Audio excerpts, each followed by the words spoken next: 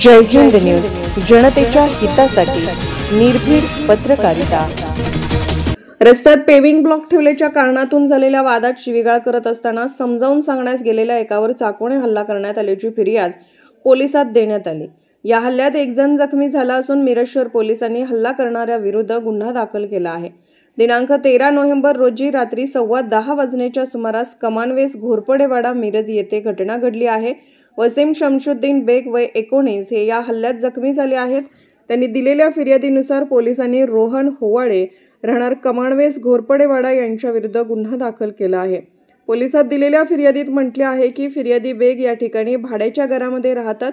या ठिकाणी संशयित रोहन होवाळे यांची आई व बेग यांच्या भाऊजाई यांच्यामध्ये रस्त्यात सिमेंटचा पेविंग ब्लॉक ठेवण्यावरून वाद झाला। हा वादाचा राग मनात धरून रोहन होवाळे शिवीगाळ करत होता।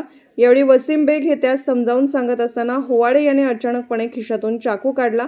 होवाळे याने बेग यांच्यावर केलेल्या हल्ल्यात बेग यांच्या कमरेस डाव्या बाजूला व उजव्या हाताच्या मनगटावर चाकू लागून ते किरकोळ जखमी झाले आहेत। पोलिसांनी या फिर्यादीनुसार गुन्हा दाखल केला आहे।